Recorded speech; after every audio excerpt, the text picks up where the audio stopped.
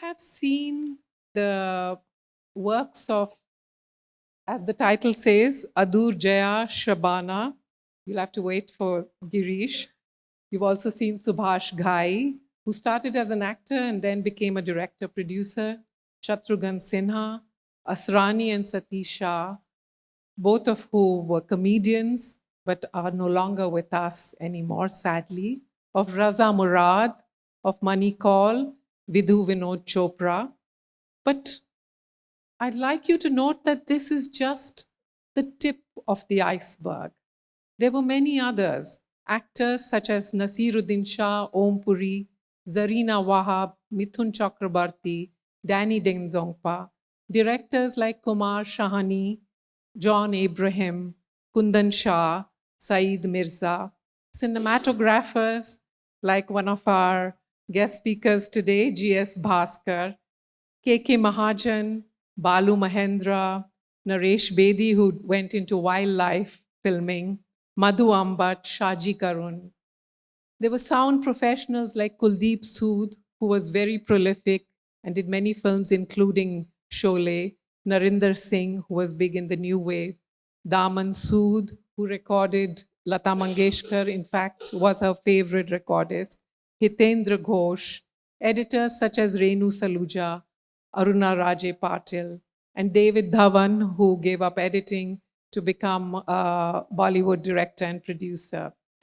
And collectively and cumulatively over the years, their impact on Indian cinema was quite astounding. Not only did they make a mark in Bollywood, they upped its standards, but they also triggered the new wave. And we had this whole movement of art cinema, which happened after that.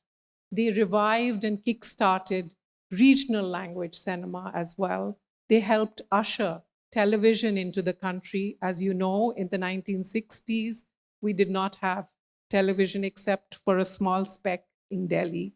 And many of the big serials like Nukkad and Hum Log were made by FTII alums.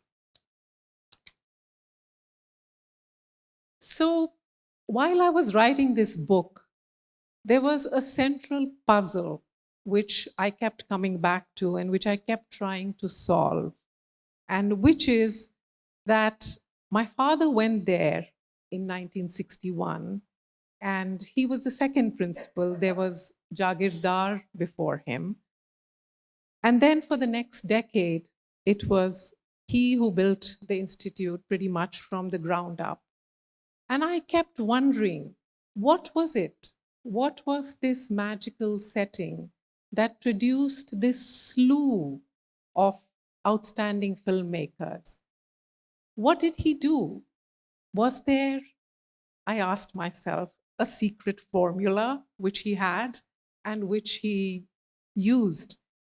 And as I went through his papers, and he had a ton of papers, and as I interviewed a lot of people, it came to my mind that indeed there was a secret formula, and which I have articulated in the book. There are 6 elements to this secret formula, and I'm going to give you a peek in 2 of them. And the first one was spotting talent in the raw. And I have a couple of stories over there. The first story has to do with Jaya Bhaduri, who was later Jaya Bachchan. And this is how the acting auditions worked. It was pretty much like Indian Idol or American Idol. He would go to 4 big cities and he would set up camp. And there would be, in the beginning, hundreds of applicants and later thousands of applicants, which were whittled down, and some were called for the audition over 2 days. And he typically had a panel of well-known directors and well-known actors and actresses who would judge this talent, and including, of course, teachers from the institute, typically, again, acting as well as cinematography, direction. And Jagat Murari himself would be personally there for each and every audition, each and every interview, and he selected each person who came into the institute. So I was fortunate to interview one of these panelists, who was Kamini Kaushal, who was there at Jaya's audition. And she remembered pretty much 50 years after the day. And she said that there were two bits that were given for her to perform. One, which was scripted by the Institute and which she had prepared beforehand and performed and did very well. And then there was one which was free form. The auditioner could do whatever it felt like. And this is where Jaya completely excelled. And I quote Kamini Kaushal about what she then saw. She says, Jaya entered with the dead body of a child in her spread out arms, and with it, she, ever so slowly, moved around the room, making us witness a loving mother's deeply moving, sorrowful lamentation. I also talked to Professor Roshan Taneja, the legendary acting teacher, and he also remembered this particular audition, and he had pretty much the same things to say. The point of it is that there were not only talent spotters who had a finely honed sense for spotting rough diamonds, but there was a system that was in place that could also net this raw talent. My second story has to do with another lady called Aruna Raji Patil, who had also auditioned for the acting course but had bungled her lines and had failed the audition. At which point, Jagat Murari told her that, hey, why don't you do the direction course? But unfortunately, she didn't meet the criteria, which was you had to be a graduate to do the direction course. At which point, he offered her editing, and he said, do that, and I will give you a fast track 2-year direction course after that. So in 4 years, you will have editing and direction. She still said no and went away. He kept that spot open for her for 3 months, and he wooed her, sent out feelers, until she finally gave in, and she came. And she was the first editing student who was a girl. And she got the gold medal that year, and she went on to become a national award-winning editor. And then finally, she became a director as well, and has directed both documentaries as well as feature films. She told me that he saw talent and worth which even she did not know she had. And she said he was so right that she would one day become a director, but that's exactly what she did after a few years. The second prong of this secret formula is about having a slew of very, very, in fact, the topmost talent which was there in the Indian film industry, as well as some from abroad, which he brought as guest lecturers to the Institute. The start of it was this. The FTII was a startup in 1961 and had very few teachers. In fact, it was the first film school in India, and there was no ready stock of teachers available anywhere in India.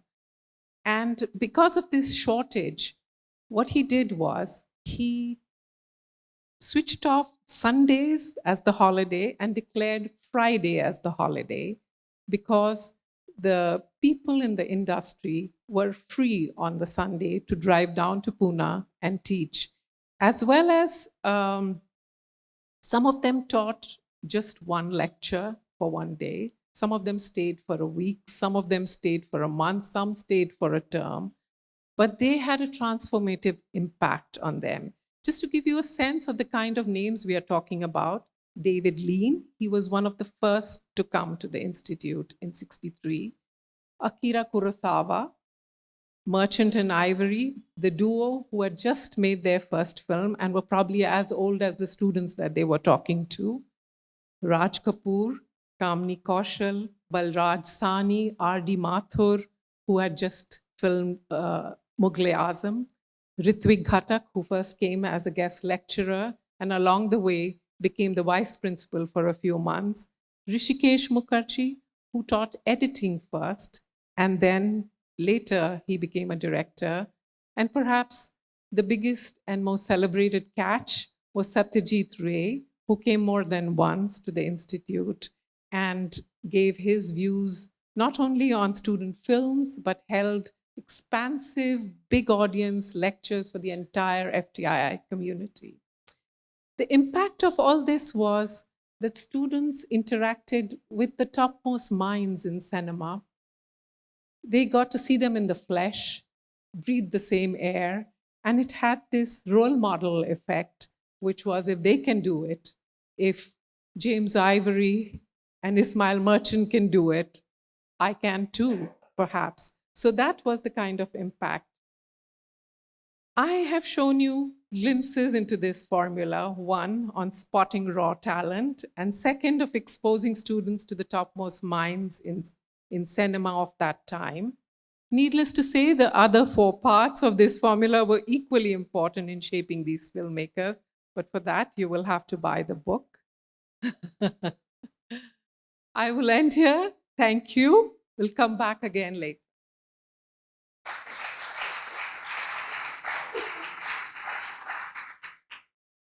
After hearing that introduction, you must be wondering, why is he standing here?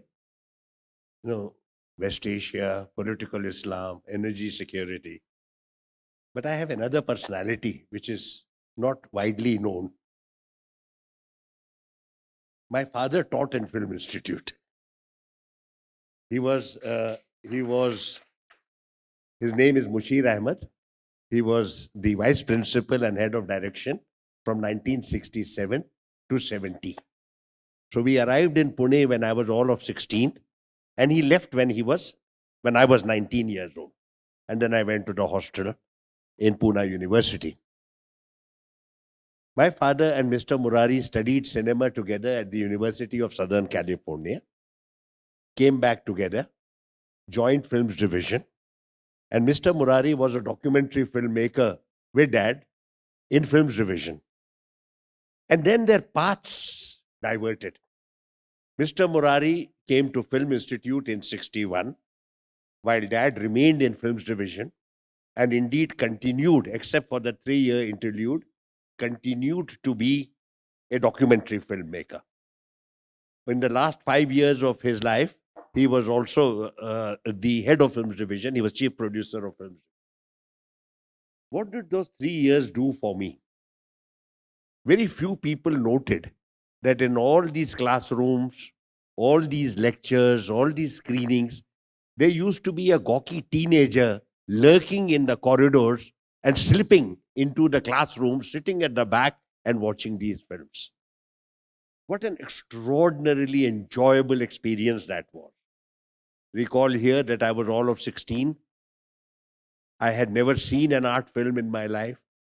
And all of you who are affiliated with cinema know that one art film transforms you as a person, emotionally and intellectually. And imagine the gift of Film Institute then that I saw a film every day of my life for 3 years. And look at the names that come out, that roll out, every one of them a giant of cinema. And their products were actually there. And on occasion, they would themselves come to Film Institute, and I would be lurking in the corridor somewhere at the back, and I would listen to them. They had things to say that mattered to me. They broadened my horizon. So everything that happened in world cinema, German silent cinema, then Hollywood musicals, then you had the Czech Spring, you had the French New Wave, you had Godard and Bresson, and you had Bergman, and it was. Can you imagine? I cannot even now realize that it was an absolutely extraordinary engagement.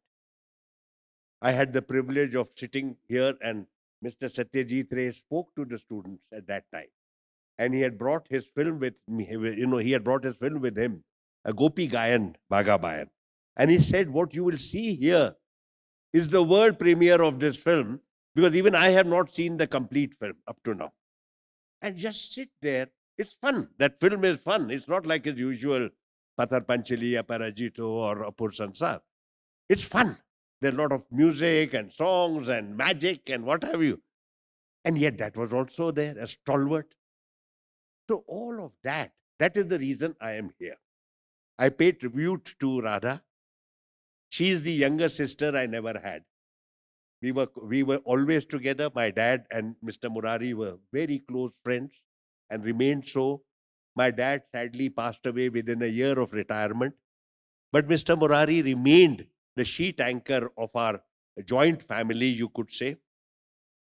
And then this work that Radha has carried out. She was, of course, gifted 3 or 4 cupboards packed with papers and books and files and clippings. And this young lady went through every one of them and meticulously sorted them out and finally decided that I am going to write my father's story. And this is the work that has finally come out. It's a masterpiece. Not only has she documented everything like a researcher who sits in the archives and pulls out documents from another era, she also interviewed over 100 people. She went through very carefully through all the turbulence that Film Institute went through. Recall here that this was an early institute.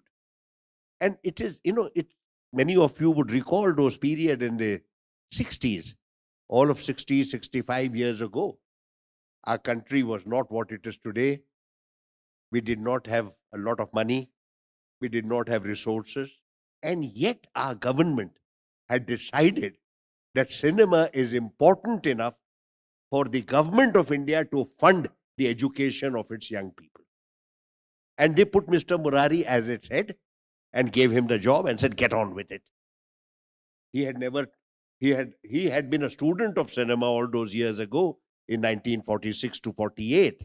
And here he was saddled with the responsibility of teaching young people. Do recall here again, not one of those students whose work you have seen had any background in cinema. Or if some of them had, it must have been very, very peripheral. And yet, within 2 years for acting students and 3 years for diploma for the direction students, they were making films. They were nurtured by some of the best in the world and in India. They loved the medium. They didn't notice me. I used to be hanging around. Not one of them ever spoke to me, or I plucked up the courage to speak to any of them. Yes, occasionally one used to ogle some of these very pretty ladies who would pass by disdainfully looking at here and there. And so I've seen almost all of them I'm familiar with in terms of looking at them, but never talked to any one of them. But I soaked in cinema. And it has never left me. It has become an integral part of my psyche, you could say. And that is something which has never gone away. I recall now, let us reflect a little bit on Mr. Jagat Murari. I knew him as a very little boy when we were neighbors in Bombay. He came to Film Institute, no background in film education, but total commitment to the medium and to the interests of the students. He said I should do the best I can for them. Recall that is not the era where you could bring foreign experts across into India at that time. A few lakh rupees meant a lot of money. And government never was generous ever. So you had to function within a very narrow, you had to function within a very narrow scope in terms of money, in terms of opportunity. And of course, this is something which all of us are familiar with. I have been part of bureaucracy and therefore I will also talk about it personally. Bureaucracy doesn't help. I have done 37 years in government. Very rarely have I found a government of India officer, I don't know about state government of India officer, who goes out of his way to recognize talent, to recognize the challenge, and then to say, what can I do for you and help you? Mr. Murari experienced extraordinary challenges of the kind that would have broken another person. She has written a lot about that. Some of those chapters make extremely painful reading. Some of the issues that came up seem now so trivial that given the opportunity of becoming great filmmakers, what were you quarreling about? And some of them, gross misconduct, gross misbehavior, misconduct by teachers very often. Not all great teachers are very good in their work and therefore substitute for absence of talent and knowledge with intrigue and gossip and mischief. All of that also happened. Though I did not, after my dad left, I did not go very often to Film Institute, but I remained very deeply in touch with cinema. Cinema transcends all of this. It is a great eye opener. It is an art product that brings together every art that humankind has produced, whether it is image or it is sound or it is all the technologies that are available to us. And that final product in a dark room with that light coming on to the screen, it changes your life and you are never the same again. Thank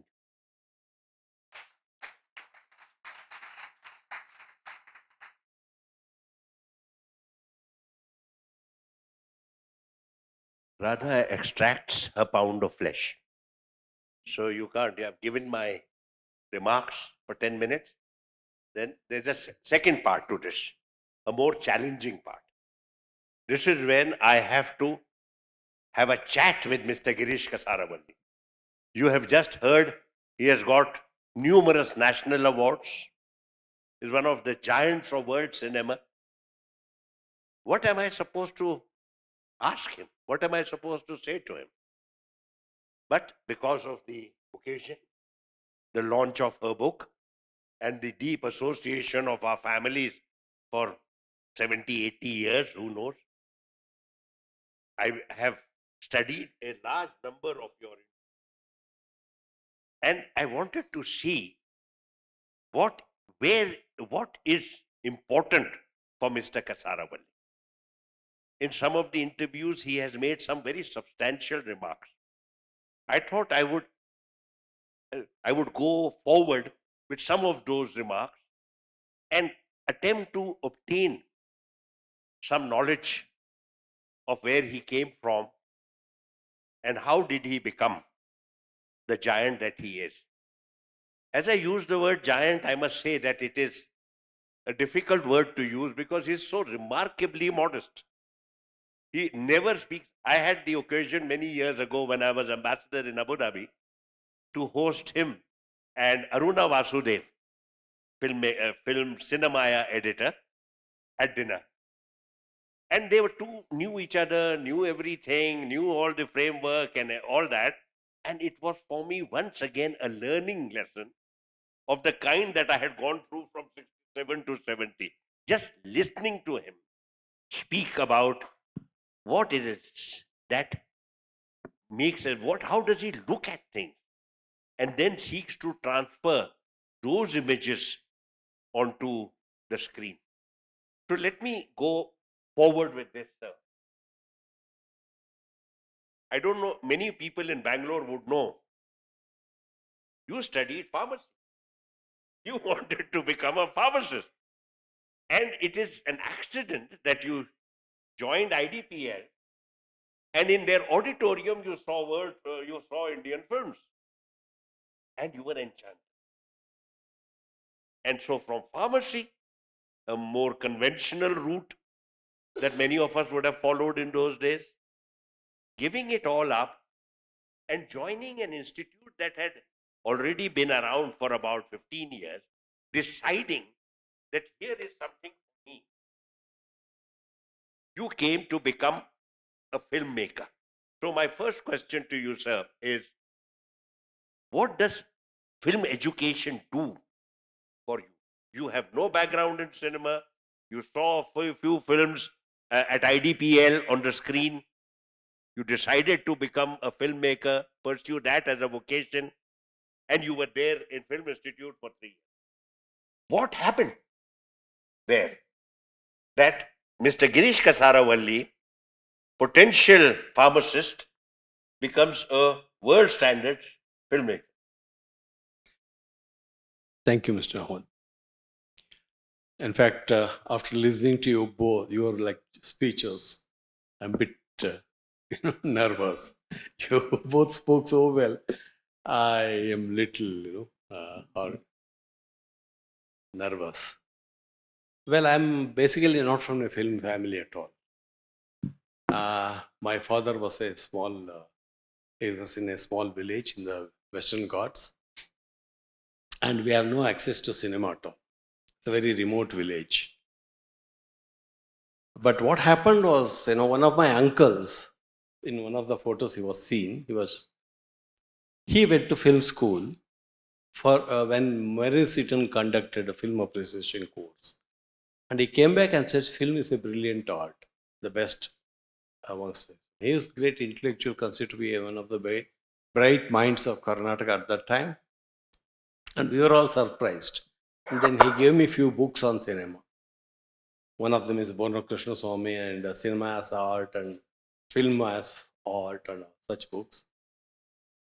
And soon after my training in IDPL, I came back home, and M Pharmacy course was now, we had to wait for one more year. So at that time I saw the advertisement for Film Institute. I applied. I was pretty sure that I won't be selected because there are two exams. There were, one is on written test, the other is Viva Voce. And I was wondering, what am I going to write if they ask questions about world cinema, world literature, world theater, world arts? And I went and opened my question paper. The first question was, what are vitamins? Being a pharmacist, they're asking me what are vitamins. So I wrote, for a single question, I wrote about 3 pages, what are vitamins. I wrote all the structure and things like that. Somehow I got selected. Same problem happened, when I was called for Viva Voce. I went in. I saw Rajendra Singh Bedi, Mrunal Sen, Girish Kasaravalli, N.V.K. Murthy.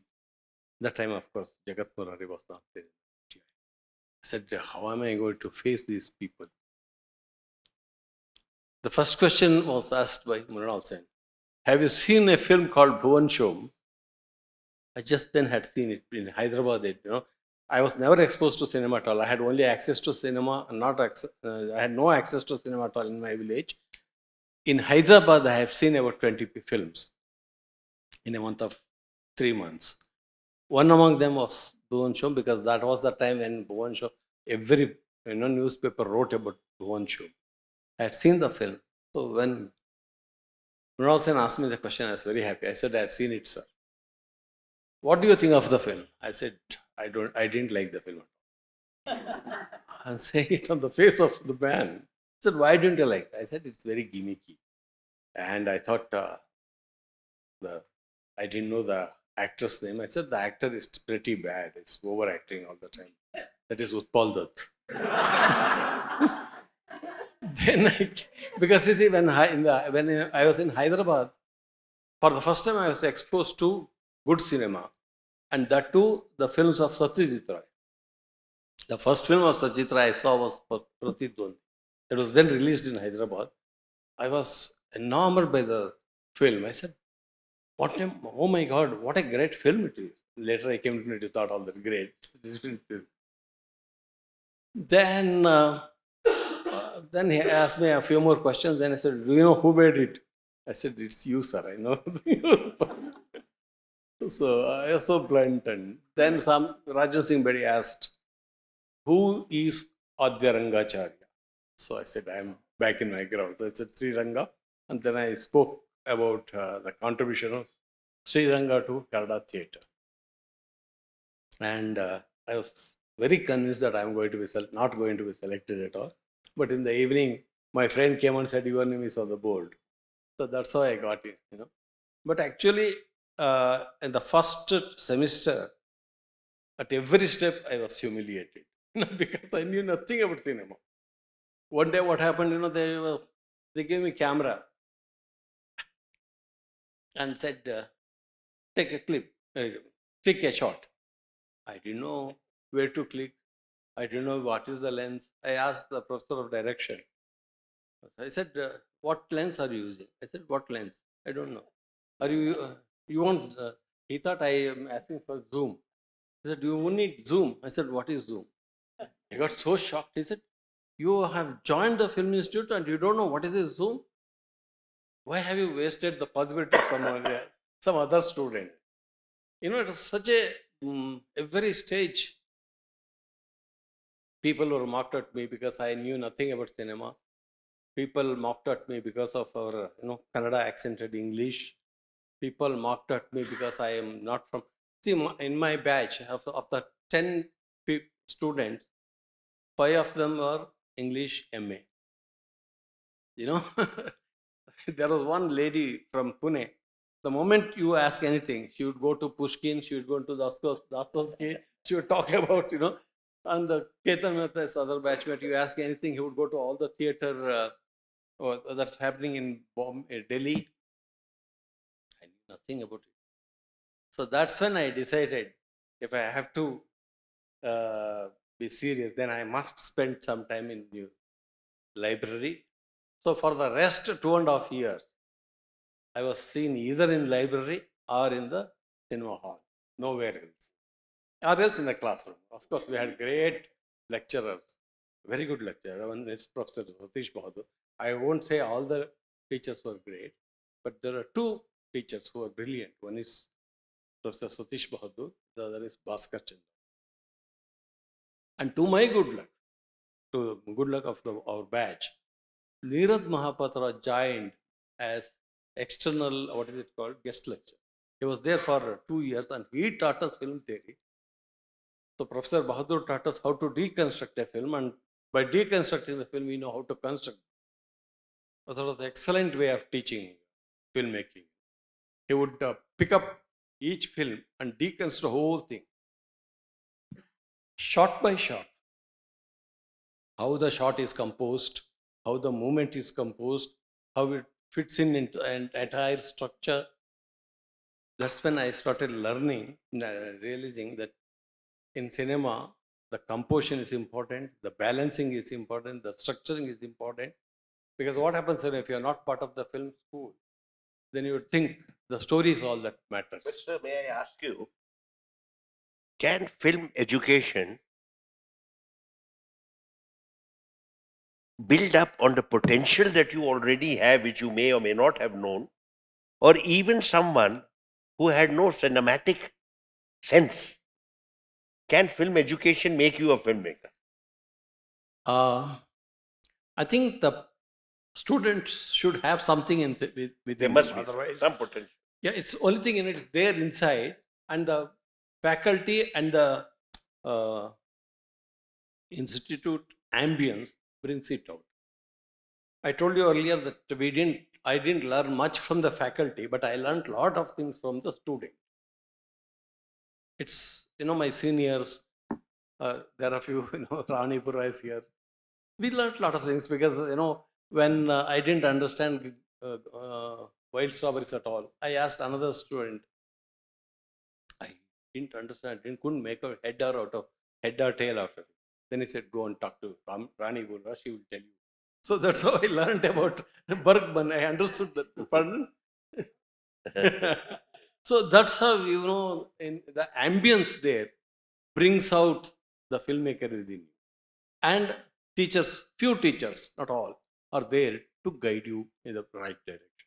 By the time you came to Film Institute, Mr. Murari had left in 1971 in a set of circumstances.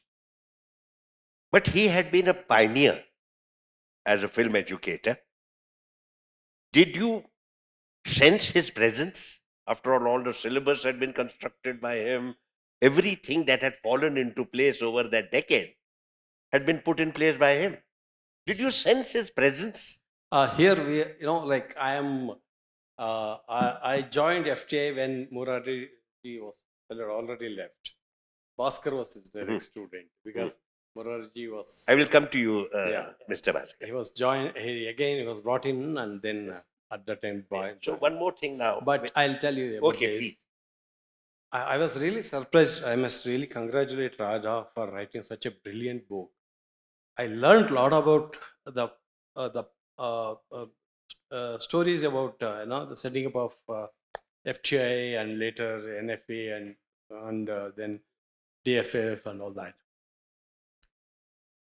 I was really amazed the way how Jagat Murari ji connected with the student. Unfortunately, during my time, we had two directors, head of the institute, who never interacted with the students at all. Yes. One is Jain Dikshit. He was a Akashwani man. He thought it's not his duty to interact with people at all. He would just cut off himself, never entertain anybody going in. The second was Girish Kasaravalli. He also had the same problem. We thought he would really, show new directions. Unfortunately, he was another bureaucrat. He behaved like another bureaucrat. He never interacted with any student. I'm familiar with that. Period. You know that. You see, the problem used to be that all these great filmmakers who came, their eyes were on their core commitment, isn't it? And very little to the student. While Mr. Murari was totally committed to the students. So I was very happy to see a photograph of Murari teaching students. Yes. Yes, Here, I saw those pictures. Here, neither Girish Karna, Jain Dikshit, forget about teaching. They never interacted with the students. They only interacted with the staff. This staff. Academic, they are not academic staff. Mr. Kasaravalli, in one of your interviews, you have said something which has puzzled me. Philosophy of cinema. Now, this is what I want to ask you to explain. Does cinema have a universal philosophy? Or is the philosophy of cinema unique to an individual filmmaker, which defines his product and guides his work? This is is there a generalized philosophy or is it a personal philosophy? No, I don't think film philosophy can be universal. Okay. The filmmaker, I say that's one thing which was taught in FTII, that you have to first understand the technique, then convert the technique into idiom by getting details from your own cultural backyard, and then convert it to a kind of a vision of your own vision of cinema. Yes. So then it becomes personal. Personal, so and this that term becomes personal cinema has this heritage. Like you see, if you are talking about Ozu, yes, none of it is universal. Yes. He always shoots the film with 3.5 feet height, 2.5 feet height. How can it be universal? It is purely Japanese, because in Japanese, people sit on the tatami and watch the world, what is happening around. So Ozu decided to set his camera at that level. So it's purely, it's a regional culture. It's a regional this one philosophy. It is his personal philosophy, and added to it is the Mu philosophy, which is purely Japanese Buddhist. It's your vision. Yeah, and the vision directs you, guides you. Now, question: does this vision evolve? Does this vision evolve? Does it change over time? Yes, definitely. Yeah, as you grow, as you experience more, and as you become very friendly with the medium, you also know how to tamper it, or how to reshape it and make it your own medium. Satyajit Ray evolved, as you can. Mr. Bhaskar, you went into cinematography. Mr. Girish Kasaravalli encouraged you to go there, and you went, and you became over time an extraordinarily successful cameraman. But you also worked with Mr. Girish Kasaravalli, so I want to explore with you a very sensitive subject. What is the relationship between the director and the cameraman and his cameraman? Is there an empathy that guides you without the use of words? Do you know what the director wants, or he has to tell you 1, 2, 3, 4, 5, and you just implement what he has said? What kind of synergy do the two of you have with each other?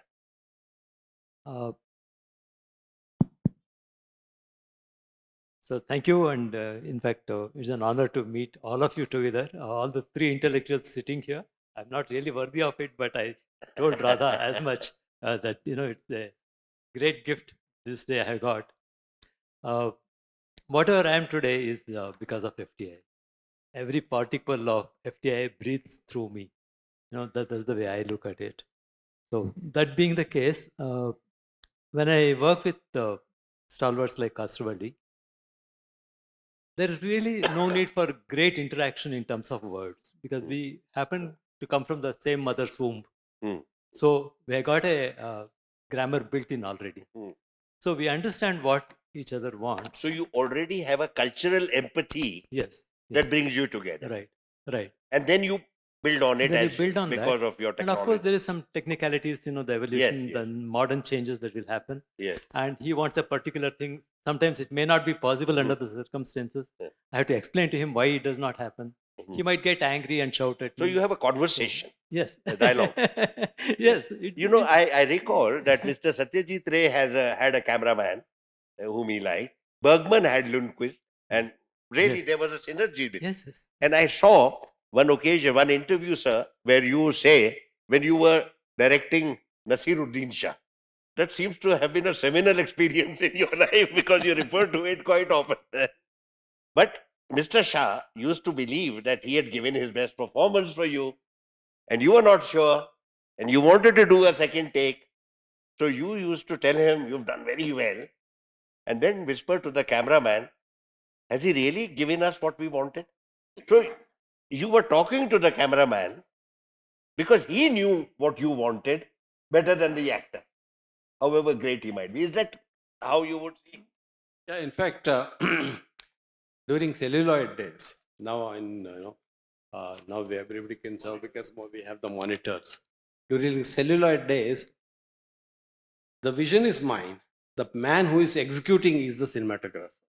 So after each shot is over, when I say cut, normally in the commercial industry, what they do, they then go and pamper the artist. Say, wonderful, great, you have done. Yes. What irritated Naseeruddin Shah was that, after I say cut, I would immediately rush to my cameraman and say, how was the shot? Did was that in the frame? Was it all right? Was it exaggerated? Yes, And how? And he would get, till then, till I say, okay, he has to stand there. And I would have a long conversation with the cameraman. Yes. Then only I'd come to Naseeruddin Shah and say, okay, it's a okay take. So that way, he was quite, tensed about that. I just need to add a word here, actually. Mr. Girish's wife was an extraordinary actress. She was very well known, Vaishali Kasaravalli. And when I did my first film with Girish in 1988, we shot in his village, at his home. So after 28 days of shooting, and then there was a get-together where she would imitate everybody what they would do on the set. So she came up and said that, I don't know how you people work together. After a shot is over, you both look at each other and then keep quiet. Next shot. How would the actor know what he has done? Is it okay or not? How are we to kind of understand what has gone into the shot? I think there is an extraordinary synergy. Ex- Sir, I investigated your thinking, your political views. And you don't elaborate because you're a person with very few words. You don't talk a lot. But I noticed something which struck me very deeply. Two aspects. Number one, you have used this word which I found very powerful. Give voice to the voiceless. I think that's a very strong statement because you have committed yourself to a political posture. That there is this underclass. No one speaks on their behalf. They don't have a voice indeed. And you as a filmmaker are going to give them voice. So this is the first thing that I noticed. You also talked about someone who influenced you very deeply and said, don't ever take any wisdom for granted. You have used the word problematize. That any wisdom today which is given is proven wrong within a short while. So your mind is constantly thinking that here I have to give voice to the voiceless. Certain ways forward have been suggested. Construct a dam here, put a road there, shift this here, like governments do, quick fix solution. And you are saying there is no quick fix solution here. Have I understood this correctly? Yeah. In fact, when I said I am trying to give voice to the voiceless, I had in my mind about all the developmental projects that the government takes up. They have in their mind those this one which become visible, but they never question how is it going to affect the lowest man. That's what I have tried to do in Dvipals, and that dialogue is there in the film. The protagonist says that, is it moral to construct a dam here when we are all getting submerged? He has something to that effect. That kind of a question which Gandhi kept asking is very relevant to me. In once it so happened, Girish Kasaravalli put it very beautifully in a play called Taledanda. There is the king and Basavana. And Basavana says a lot of good things.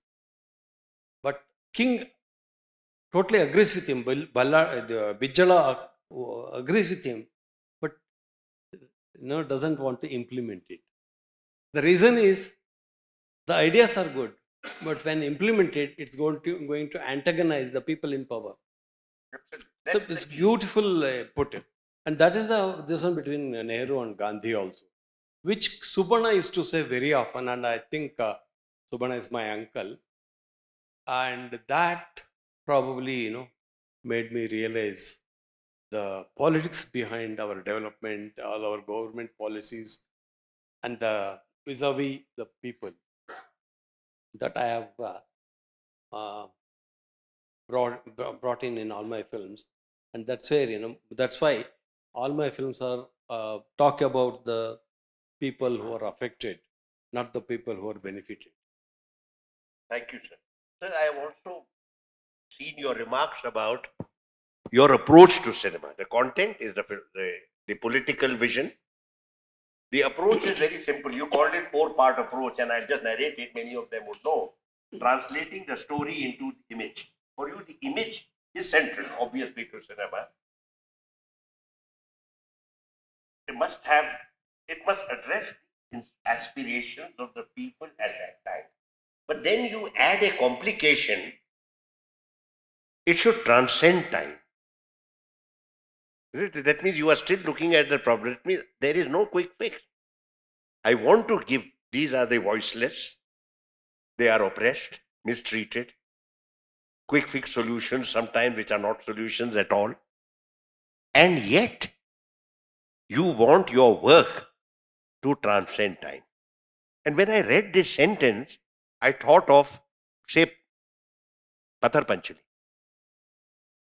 Though Ray denied that he had a political drive, like of the kind you have very clearly stated, and which Mr. Marnal Sen has kinship with you in this regard, Ray never espoused a political vision and got into a dialogue with Bikram Singh on this subject. But Pathar Panchali has a certain comment, and Aparajito have a certain comment. You could call it political when you see poverty, etc. And yet you see that it does transcend time to a certain extent. Am I right in my understanding that this is what you are referring to? Yeah. In fact, I borrowed this term from a very important thinker of Kannada, Dr. U.R. Ananthamurthy. He has written a beautiful essay in Kannada, Sadhya and Shashwata. Sadhya is present, Shashwata is eternal. He says any issue, whatever issue you tackle, you should tackle the present, how it affects the present. But meanwhile, you also should transcend how it, percolates into the next generation, transcends itself into next generation. Which I have noticed in all the major filmmakers and all the major writers. And the problem with many of the Indian filmmakers is that they address the present, but they don't try to transcend. That's the great strength of Satyajit Ray. People don't understand the greatness of Satyajit Ray.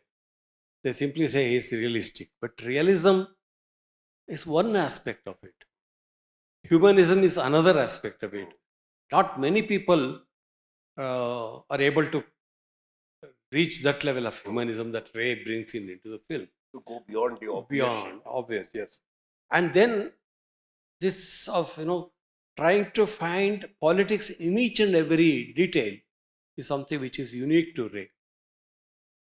That's why I keep using this term politics, not in the left versus right or the Marxian interpretation of the class Sir, may struggle I and end things like before that. I ask the audience to come in, both of you.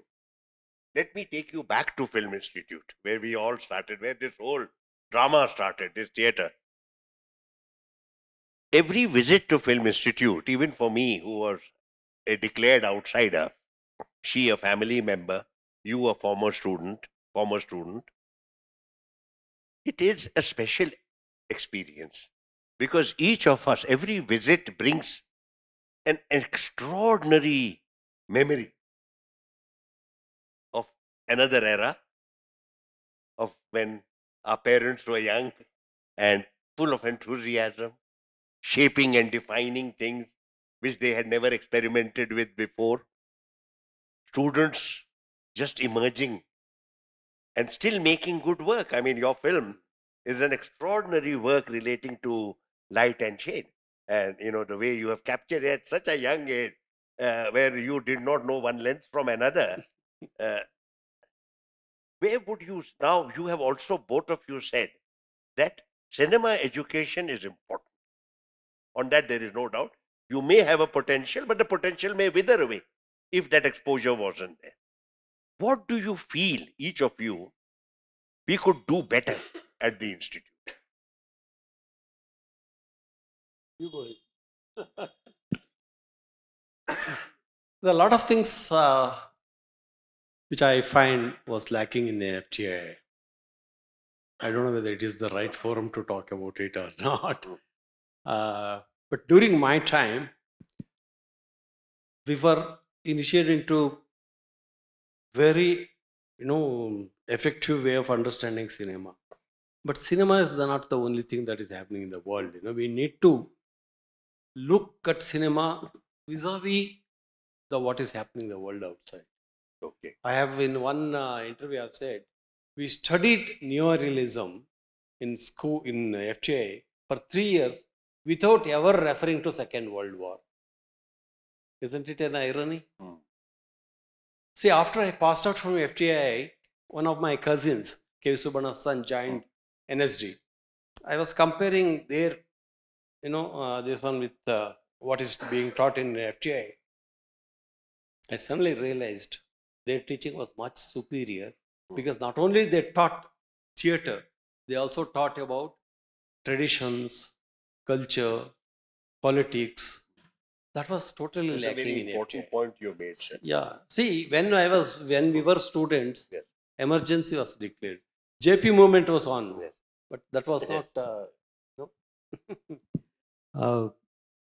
I think this question will be better answered by the audience. Such a lovely audience today, right from ex-Moscow Film Institute students to the director of the Bangalore Festival to one of the national award-winning filmmakers. Everybody is among the audience. They would be kind of better suited to answer this. But to kind of just say my bit, I totally agree with what Girishji said. I mean, in fact, because of the kind of digital era that we are in, there is a great urgency to condense education. We think giving technology in 6 months is enough to make him a filmmaker. To tell this button, this will do this, that's all filmmaking. No, I think we need to spread out the education. I think we'll go back to the European model where the film course should be of a 5-year duration, not a 3-year duration. In fact, in some of the syllabus committee references, this has already come up that the syllabus should be expanded, wherein you cover the humanities first and then come to the technical aspect, so that the filmmaker, by the time he passes out as a filmmaker, knows what he is speaking about, in what language he is speaking about, to whom, and why. It's not just kind of shooting a film and putting it on screen. No, I mean, we are not just telling a story. We are telling a story with a purpose.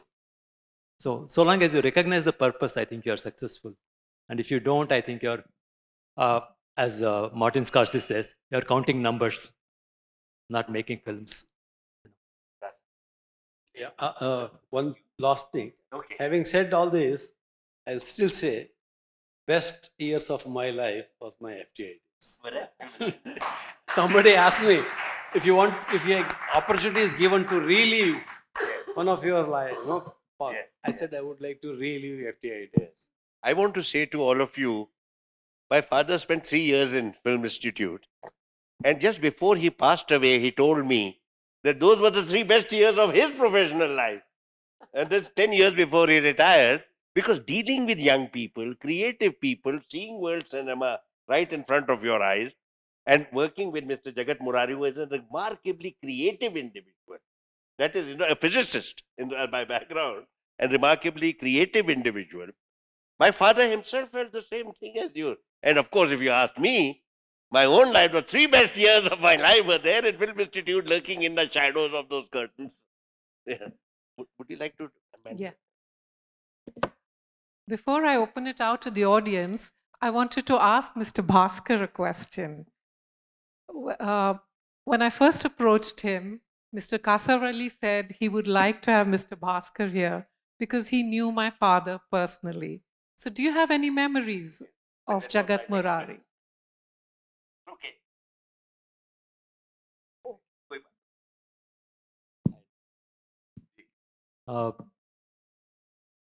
I was fortunate to kind of interact with Murari Saab personally. But of course, I never knew the kind of volume of work that he had done. Only after reading your book that I came to know that, absolutely, absolutely. In fact, I would go so far as to say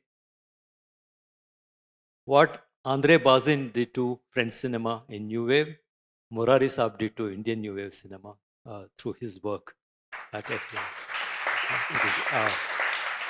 It is really that eloquent. I feel sorry in a way that I did not know his greatness when I met him.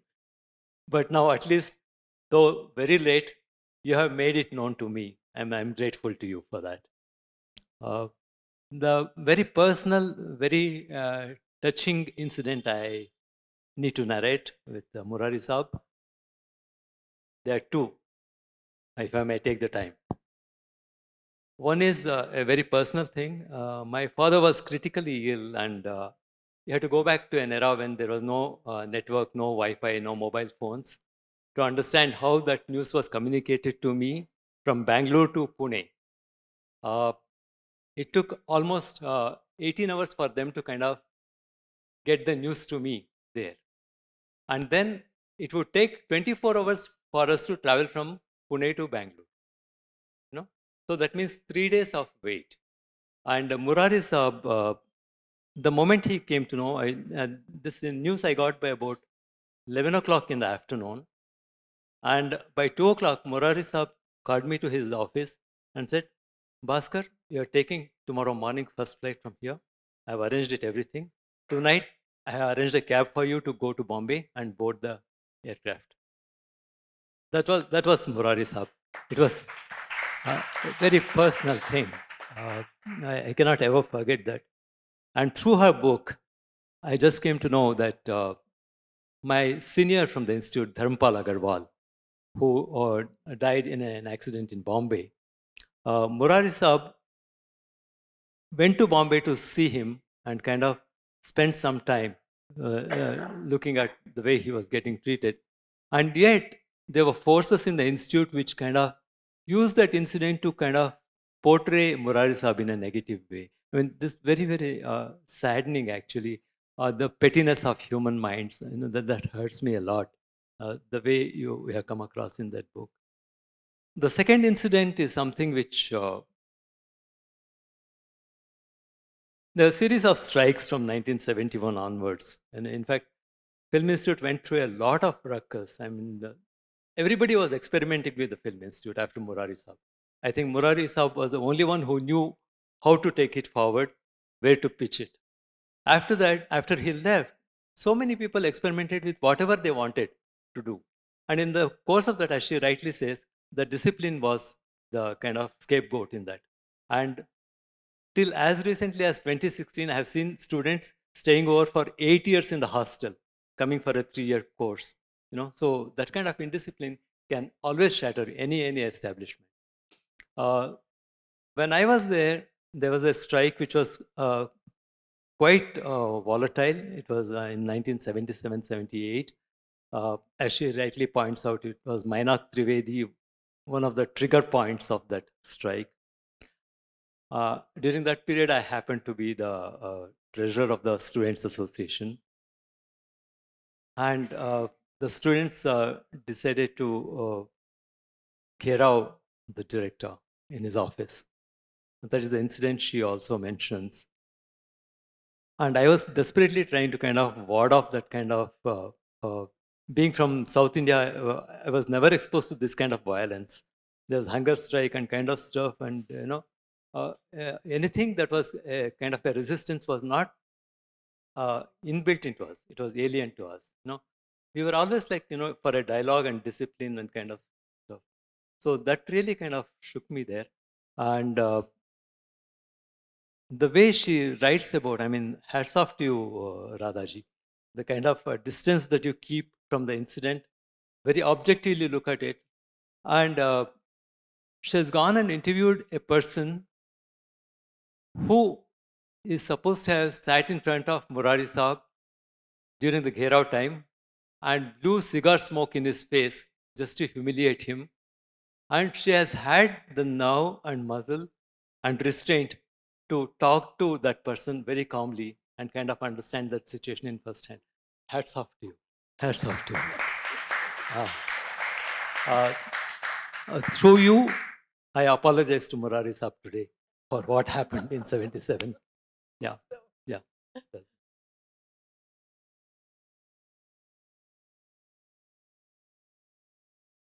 I was in the institute 70 to 73. And I was working in the Indian Express, but I'd seen the same ad probably that Girish saw, asking for applications to the Film Institute. For some reason, I was hung up on film. I'm not sure why, but maybe because I saw Pather Panchali. And when I went to the Express, I worked there 4 years in Chennai, and this ad came out. So I wanted to go for the interview. And I was, I wanted to go for the interview, and I had to tell lies to my mother and father because I said, I've forgotten what lie I told them, but I told my boss, in Chennai, that my mother wants me to get married. And I've forgotten the other lie. Anyway, I went off to the institute, as a result of which I was delayed because I didn't have the money to go and so on. So when I got out of that third class compartment, now I was a suit, full of soot, dirt, sweat, everything. So I went to Jaikar Bangalore and I told Mr. Murari, I met him and I said, and it was early morning. So I was, I'd never met him before. And I said, I've come all this way and I have an interview. What am I to do? You know what he gave me? He took me showed me the bathroom. That you had a huge tub. Yes. So I had a gorgeous bath. And I remember I got a fried egg from your mother or something. So I was fully equipped to go to the interview afterwards. Well done.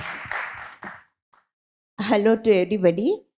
I was in the institute from 1970 to 1972. I used to get Gurudat scholarship from Atmaramji. I knew Hindi very well, so I went to the institute. My father was working in the Indian Air Force. So, I have seen Jagat Murari sir so closely because from 1970 he used to be very handsome, very handsome looking, and he used to smile so nicely. He used to be so humble and very down to earth. Like Kasaravalli sir said, he used to mingle with everybody. He used to come and talk to everybody. He used to come to our classes. And I didn't have any idea about Kannada cinema. I am basically a Malayali, but we were based in Bangalore. So after my course, I also did one diploma film Aranya by Jatlaji. I was there till 1972. So after passing out, Atmarajji told me, you come to Hindi cinema. I said, हाँ मैं आऊँगी करके मैं वापस आ गई. I came to Bangalore. So at that period, Jaya Bahaduri's Goody had been very successful. It became a very hit, you know. So Jagat Murari sir had come to Bangalore for a meeting. So at that point, our directors, Vadiraj sir, Arsu Kumar sir, all of them, yeah, I think all of you must be knowing them. So they asked, don't you have any Kannada girl in your institute, any student? Hey, there is one Kannada girl, she is in Bangalore.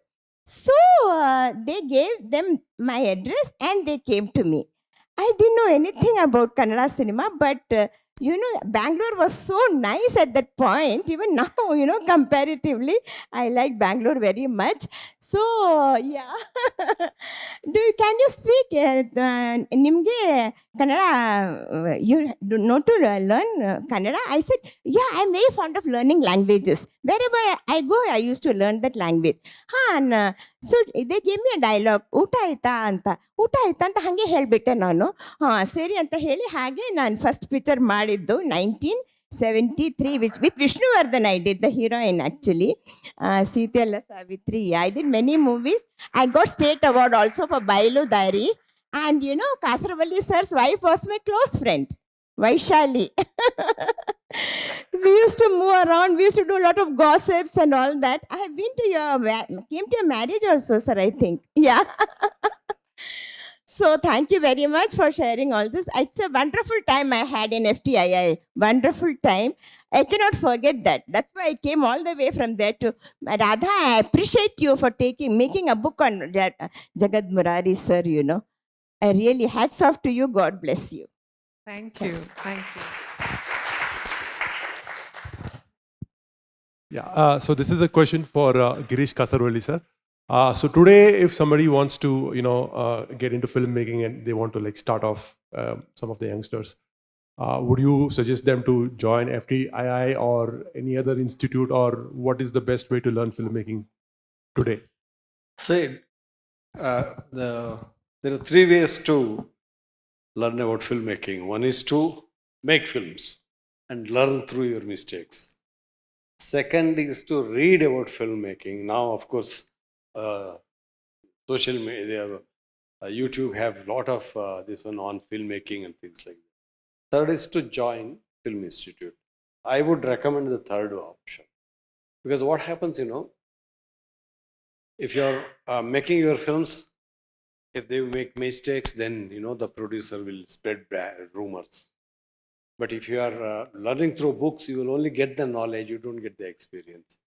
But if you join a film institute, what happens, you know, you make a film and all your batchmates comment on that, pass on, you know.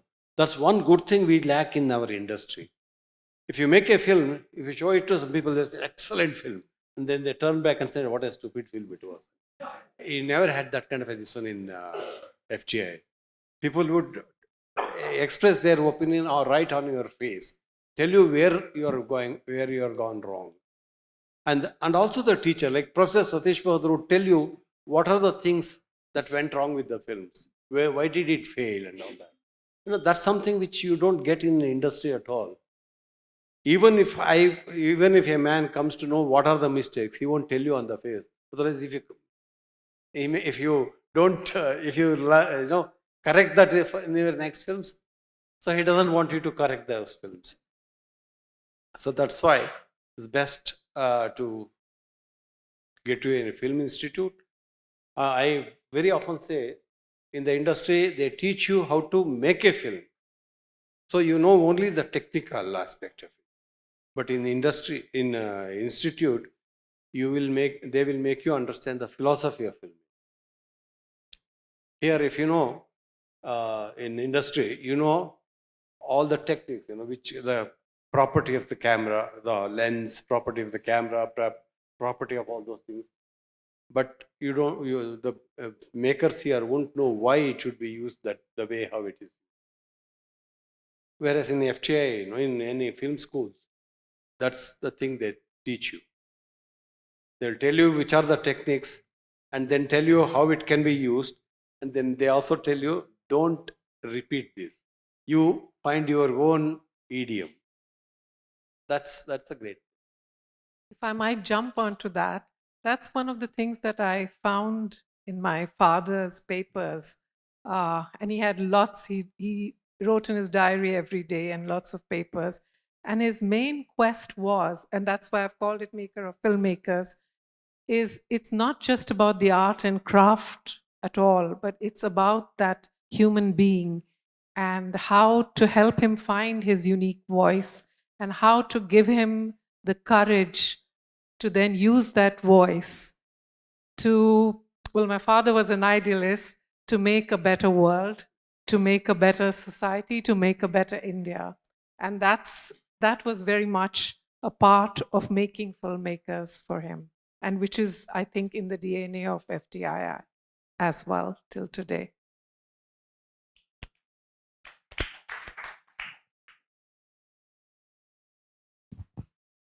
That's a perfect segue to a question that I wanted to ask, and it's alluding to what Girish said on education. You know, as an outsider to the institute, but a keen observer of cinema, there was at a certain phase a lot of creative plurality within the cinema and the work coming across all spheres from the institute. And that was something that was probably the core philosophy. Maybe your father's papers would allude to that. Then started this mass homogenization of cinema. How would any of the panelists say, how has the institute stayed true to that core purpose? Creative pluralism was one of the ideals and probably the plinth on which the institution was really built.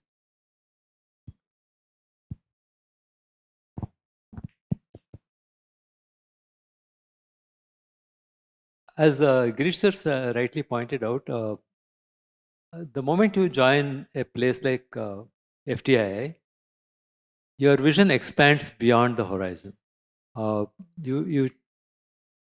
You forget that you're talking about technique. You forget that you're talking about processing a certain digital format. You start thinking about life in general and start relating to the universal in the individual. I think that brings the creative plurality. I think Abhay Sima is here. I think he's a very good example of finding that meeting point. He's from the 2005 batch. He did a film based on Macbeth, one of the most gifted translations of Macbeth that I have seen. Every great filmmaker has done a Macbeth, and Abhay Sima has done one, which is really fantastic. Abhay, if you're around and if you can please add on to it. Yeah, he got a national award for that. It's yeah, yes.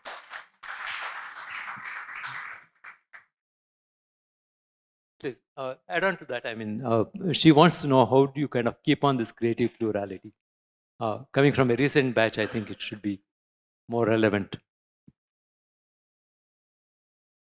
Hello, Bhai here. I think you're right. To some extent, the plurality died down, but only in the mainstream is what I feel. Because though we celebrate, Girish sir and Adoor sir and all the great filmmakers whom we recognize, but there were also other batchmates of these great filmmakers who were making films in different parts and voicing the voiceless. So there are every year there are 9-10 direction students, equal number of camera editing and sound. So they were all into different regional industries, making their own documentaries, different kind of films. So the plurality sort of zoned out because they were doing it in remote corners, but the mainstream was celebrating Subhash Ghai and David Dhawan. So 90s saw that David Dhawan, Subhash Ghai era, but homogenization, but didn't mean, because the medium changed at that time. But they were still these filmmakers making films in rural languages, I mean, rural parts of India, representing India in a different way. So in that way, the spirit lived on. I think it still lives on, but it changed its form, is what I believe. If I might add to that, one of the surprises for me was that my father's dream was to have this new kind of cinema and to make it happen. And he did a lot, and it has happened, and it still continues. But at the same time, he respected an individual's choice to go to the commercial film industry and do a simple entertainment film or to do a mega entertainment film. For him, it was about choice. It was whether he wants it or not, or whether he can sit through that film or not. It was about allowing that person to do whatever he wanted to do. And that is the ultimate freedom with no judgment. Thank you, Radha. And on that note, please join me in thanking our speakers for today, Mr. Kasaravalli, Mr. Bhaskar, Ambassador Ahmad, and the author herself, Radha Chadha.